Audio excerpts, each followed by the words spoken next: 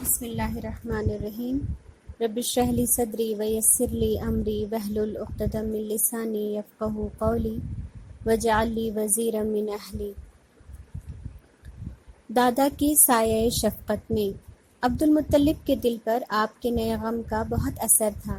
وہ آپ کا اپنے بچوں سے بھی زیادہ خیال رکھنے لگے۔ وہ آپ سے بے پناہ محبت کے ساتھ آپ کی بہت عزت کرتے تھے۔ ظاہر ہے محمد صلی اللہ علیہ وسلم جن خوبیوں کے اور بہترین اوصاف کے مالک تھے، ہر ایک کے دل میں ان کی قدر ہونا لازمی تھا۔ ہمارے آس پاس بھی تو ایسے بچے جب ہوتے ہیں جو بڑوں کی عزت کرتے ہیں، سر جھکا کر رک کے بڑوں کی باتیں سنتے ہیں، بیچ بیچ میں نہیں بولتے، آپ چلتے ہیں تو آپ سے آگے اپنے قدم نہیں بڑھاتے، آگے بڑھ کر آپ کے ہاتھ سے تھیلی باتیں کرتے کرتے لے لیتے ہیں، تو ہم بھی ایسے بچوں سے محبت کے ساتھ ساتھ ان کی قدر اور عزت بھی کرنے لگتے ہیں۔ اور وہ تو محمد تھے، اخلاق و کردار کے اعلیٰ خوبیوں کے مالک۔ عبد المطلب کے لیے ایک خاص فرش بچھایا جاتا جس پر کوئی نہ بیٹھ سکتا تھا۔ اس پر آپ صلی اللہ علیہ وسلم کو ساتھ بٹھاتے، پیٹھ پر ہاتھ پھیرتے، آپ کی حرکتوں کو دیکھ کر خوش ہوتے اور فرماتے، میرے پوتے کی نرالی شان ہے، مجھے امید ہے اس کی تعریف کی جائے گی۔ لیکن ابھی آپ کی عمر صرف 8 سال 2 مہینے 10 ہی دن ہوئے تھے کہ عبد المطلب چل بسے۔ آپ کے دل کو بہت تکلیف ہوئی۔ اب آپ سمجھدار ہو گئے تھے، محرومی کے تمام معنی جانتے تھے صاحبان کے چھن جانے سے صرف محبت میں کمی نہیں ہوتی، اور بھی بہت سی کمیاں زندگی میں آ جاتی ہیں۔ حالانکہ دادا نے انہیں بے یار و مددگار نہ چھوڑا تھا۔ چچا ابو طالب جو کہ عبداللہ کے سگے بھائی تھے، ان کو آپ کا سرپرست مقرر کر دیا تھا۔ ابو طالب نے بھی مرتے ہوئے باپ کو تسلی دی کہ وہ اس محبت اور شفقت کو قائم رکھیں گے جو پوتے محمد کو دادا عبد المطلب سے ملی ہوئی تھی۔ تاریخ گواہ ہے کہ ابو طالب اور ان کی اہلیہ فاطمہ نے اپنی پوری زندگی اس وعدے کو دل و جان سے نبھایا۔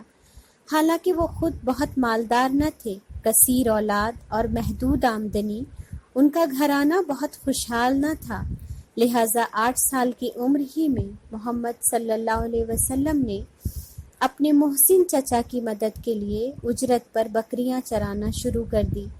آپ صلی اللہ علیہ وسلم نے تو اس کی ٹریننگ 4 سال کی عمر ہی میں بنو سعد کے گھرانے میں لے لی تھی۔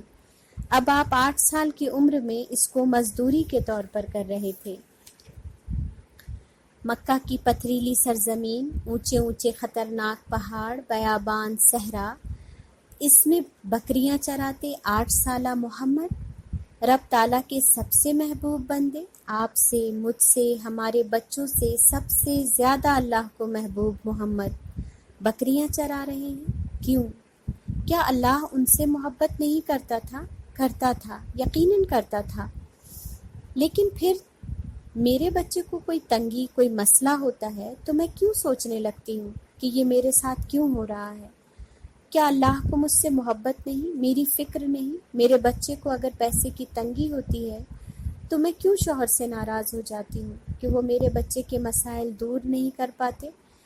یا اللہ نے میرے شوہر کو اتنا کیوں نہیں دیا کہ وہ میرے بچے پر بے دریغ خرچ کر پاتے؟ کیا ساری سہولتوں کا مل جانا کسی بچے کے کامیابی کا راز ہوتی ہے؟ کیا بچپن میں جو بچے محنت کرتے ہیں وہ کسی لائق نہیں بن پاتے؟ کیا کسی بھی کامیاب انسان جن کو ہم اور آپ جانتے ہیں اپنی زندگی میں کامیاب سمجھتے ہیں، ان کو ساری سہولتیں ملی ہوئی تھی؟ یقیناً نہیں۔ محنت کے پتھریلے راستوں پر چل کر ہی انسان مضبوط بنتا ہے۔ مشکلیں ہی انسان کو لڑنا سکھاتی ہیں۔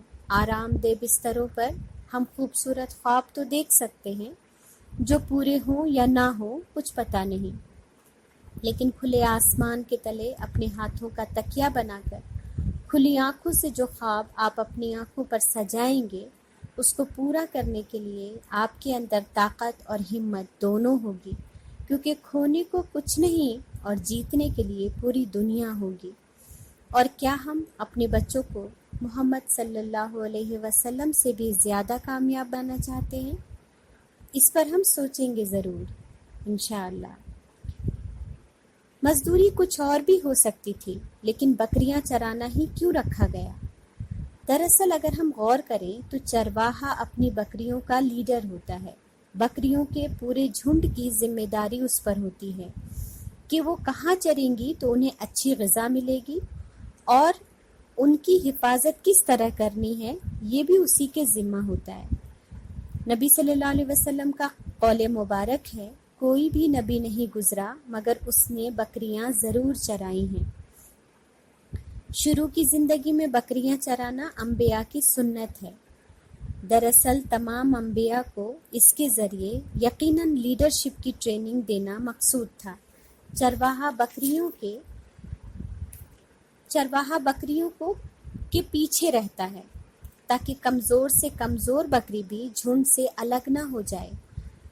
اگر چرواہا آگے رہے گا تو اسے کیا پتا کب کوئی اور اس کی بکریاں اچک لے جائے، کوئی بھیڑیا اس کے جھنڈ پر حملہ کر دے اور اسے پتہ ہی نہ چلے۔ اسے جب پتہ چلے جب اس کا سارا سرمایہ برباد ہو چکا ہو۔ لہٰذا اس کے ذریعے انبیاء کو یہ ٹریننگ دی گئی کہ آپ آگے سے نہیں اپنی قوم کے پیچھے سے ان کی نگرانی کریں، جہاں سے آپ اپنی پوری امت کو اچھی طرح دیکھ سکیں، ان کی حفاظت کر سکیں۔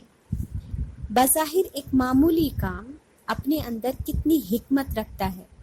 سچ بات ہے، جو انسان چھوٹے کام نہیں کر سکتا، بڑے کام کیا ہی کر پائے گا۔ اس لیے زندگی میں کبھی بھی آپ کے حصے میں جو بھی کام آئے اسے دل لگا کر کریں۔ کیا پتا کب یہ ٹریننگ، یہ صلاحیت کسی بڑے کام میں استعمال ہو جائے۔ ہمیں اور آپ کو نہیں معلوم، لیکن اللہ کو معلوم ہے۔ یوں بکریاں چرانے کے دوران کئی دن پہاڑوں اور وادی میں قدرت پر غور و فکر کرتے ہوئے گزر جاتے تھے۔ کھلا آسمان، اونچے پہاڑ، قدرتی ماحول محمد صلی اللہ علیہ وسلم کے عقل کو بڑھا رہے تھے۔ ان کی فطری صلاحیت، ذہانت ان کے اندر پروان چڑھ رہی تھی۔ سعادت مندی اور نیک فطری تو کسی سے چھپی ہوئی نہ تھی۔ اب ایک بلا کی ذہانت اور عقل میں غیر معمولی تبدیلی ان کے اندر محسوس کی جانے لگی۔ آپ کے چہرے سے آپ کی ذہانت کا ستارہ چمکنے لگا تھا۔ آپ کے بولنے میں بلا کی سنجیدگی اور متانت تھی کہ سامنے والا غور سے آپ کی بات سننے پر مجبور ہوتا۔ جب آپ سے مشورہ لیا جاتا تو ضرور سوچ سمجھ کر جواب دیتے، خاموش نہ رہتے۔ ابو طالب آپ سے بہت سے معاملات میں مشورہ لیا کرتے تھے اور آپ کی سوجھ بوجھ دیکھ کر حیران ہوتے کہ آپ کے اندر اس کم سنی میں ایسی صلاحیت پروان چڑھ رہی تھی۔ بیکار باتوں اور فضول کاموں میں آپ کو کوئی دلچسپی نہ تھی، ہمیشہ حق کی تلاش میں لگے رہتے۔ جب آپ تنہائی پاتے تو صحیح غلط پر غور کرتے۔ اللہ کی یہ خوبصورت کائنات، یہ زمین، آسمان، پیڑ پودے، پہاڑ، صحرا کتاب کی طرح تھی آپ کے لیے، جو آپ کو غور و فکر کی دعوت دے رہی تھی، آپ کو قدرتی طور پر کچھ سکھا رہے تھے۔ یہی آپ کا اسکول، آپ کی درسگاہ تھی۔ یہ آپ کو اپنے حقیقی بنانے والے کی تلاش پر مجبور کر رہی تھی۔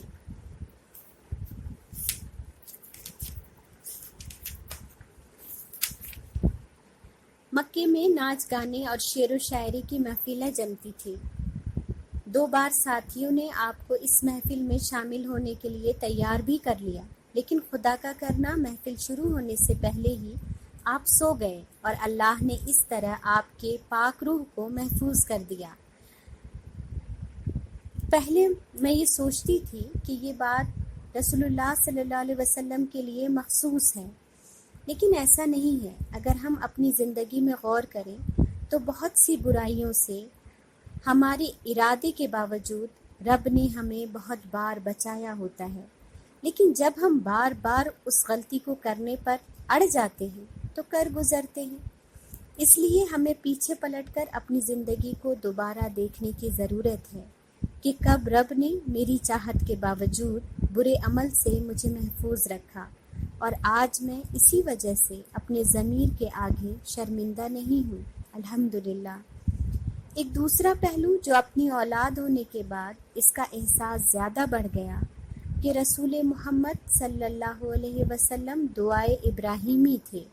ابراہیم علیہ السلام نے انہیں اپنی دعاؤں میں مانگا تھا۔ انہوں نے رب سے اپنی نسل میں سے ایک رسول اٹھانے کی دعا کی تھی۔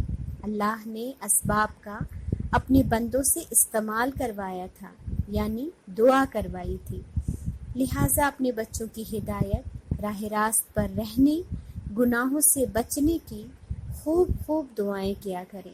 یہ اس جگہ بھی ان کی حفاظت کریں گے جہاں آپ اور ہم نہیں ہوں گے۔ یہ وہاں بھی انہیں صراط مستقیم کی طرف رہنمائی کریں گی جہاں آپ اور ہم نہیں ہوں گے انشاءاللہ۔ تو بہرحال ابو طالب اور فاطمہ کے سایہ محبت تلے محمد صلی اللہ علیہ وسلم 12 سال کے ہو گئے۔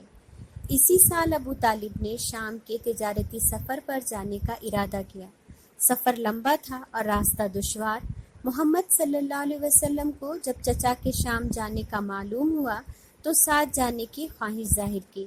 محمد تو ایسے ہی تھے، ہر ذمہ داری کے لیے خود کو آگے بڑھ کر پیش کرنے والے۔ 4 سال کی عمر میں بکری چرانا، پھر 8 سال میں اجرت پر چرانا، اور اب مزید ابو طالب کا سہارا بننے کی کوشش میں ایک قدم آگے بڑھ کر خود کو بزنس کے لیے پیش کرنا۔ ابو طالب نے سفر کی دشواری کے پیش نظر منع کیا تو آپ نے ضد کی۔ پیارے بھتیجے نے پہلی بار کسی بات کی ضد کی تھی، اس لیے انکار نہ کر سکے، ساتھ لے لیا۔ تجارتی قافلہ مکے سے سامان لے کر روانہ ہوا۔ محمد صلی اللہ علیہ وسلم کی زندگی کا یہ پہلا بزنس ٹرپ تھا۔ نوجوان محمد صلی اللہ علیہ وسلم بہت پرجوش تھے، قافلے میں اپنی ذمہ داری پوری ایمانداری سے ادا کر رہے تھے۔ جب قافلہ ملک شام کی حدود شہر بصرہ کے قریب پہنچا تو بہت تھک چکا تھا، یہیں پڑاؤ ڈالنے کا ارادہ کیا۔ سب نے اپنے لیے جگہ درست کی، کجاویں کھول دی تاکہ آرام کر سکے۔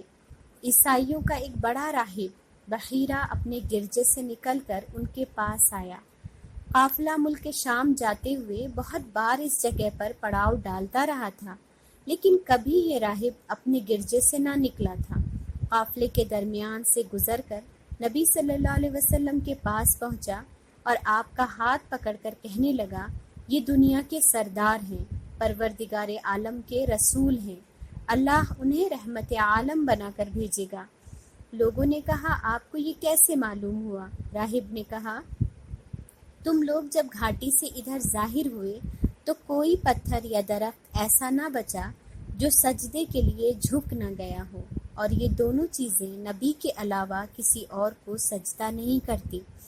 پھر میں اسے مہر نبوت سے بھی پہچانتا ہوں جو کندھے کے نیچے نرم ہڈی کے پاس ہے۔